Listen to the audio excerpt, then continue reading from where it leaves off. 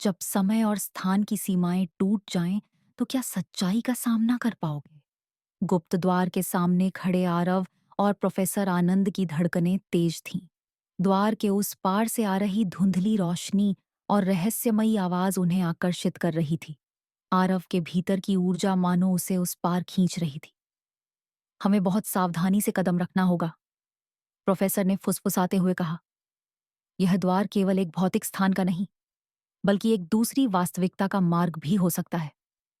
आरव ने गहरी सांस ली और धीरे धीरे द्वार के भीतर कदम रखा। अचानक चारों ओर की दुनिया बदलने लगी। पत्थर की दीवारें धुंध में घुल गईं और वे दोनों एक प्राचीन वन में खड़े थे। पेड़ विशाल और अद्भुत थे। उनकी शाखाओं पर चमकती जड़ियां लटक रही थीं। हवा में कमल की मादक सुगंध तैर रही थी। यह तो किसी प्राचीन कथा जैसा लगता है, प्रोफेसर ने चकित होकर कहा।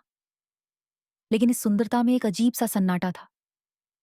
हर कदम पर जमीन के नीचे हल्की सी कंपकंपी होती थी, मानो यह धरती जीवित हो। तभी पेड़ों के बीच से एक स्त्री प्रकट हुई। उसकी आंखें नीली और गहरी थीं।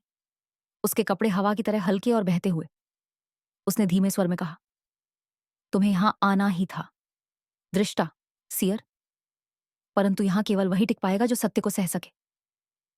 आरव के मन में सवाल उठने लगे, लेकिन उसके होंठ बंद ही रहे। महिला अपने हाथ उठाए और आरव और प्रोफेसर के चारों ओर एक सुनहरी रेत की बवंडर सी बनने लगी। जब धूल छंटी, वे एक विशाल झील के किनारे खड़े थे, जिसके मध्य में एक अद्भुत चमकता हुआ कमल खिला था। परंतु कमल के चारों ओर जल में अंधकार की लहरें उठ रही थीं, मानो प्रकाश और अंधकार के बीच युद्ध छिड़ा हो।